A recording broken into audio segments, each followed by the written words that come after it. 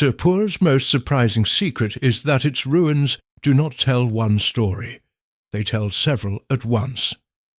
In the centuries when Sripura flourished roughly in the early medieval period, this part of central India was not a blank space between greater empires. It had its own courts, patrons, temples, monasteries, and networks of learning and devotion. The city stood near the Mahanadi River, a river that mattered for movement, agriculture, and connection. Around it grew a settlement with enough wealth and patronage to support ambitious religious architecture. One of the best-known survivors is the Lakshmana Temple. Often described as one of the important early brick temples of India, its survival matters because brick is vulnerable, stone can seem eternal, but brick asks for care, repair, and luck. At Sirpur, brick endured long enough to speak. The temple's form decoration and inscriptions connect the city to royal patronage and to a world where rulers used sacred building to express legitimacy.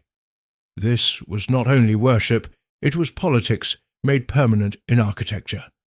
But Sirpur was not defined by one tradition alone. Archaeology has revealed. Buddhist monastic remains, temple structures, images and inscriptions that point to a complex religious landscape. Some evidence is associated with Hindu worship, some with Buddhism, some with Jain presence. The exact social relationships between these communities are difficult to reconstruct in full, but the material record suggests proximity rather than isolation. That is the central detail that makes Sirpur so compelling. It was not a city of a single voice.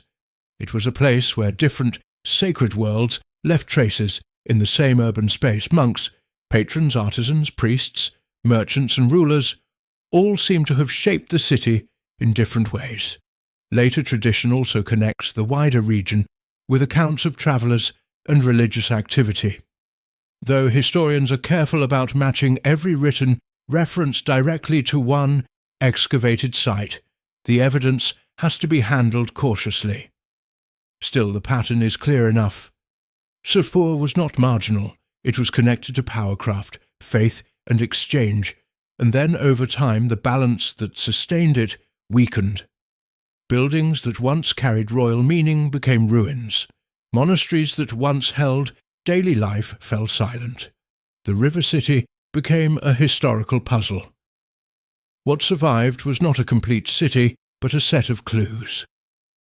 And those clues waited for centuries, until excavation began turning quiet ground back into history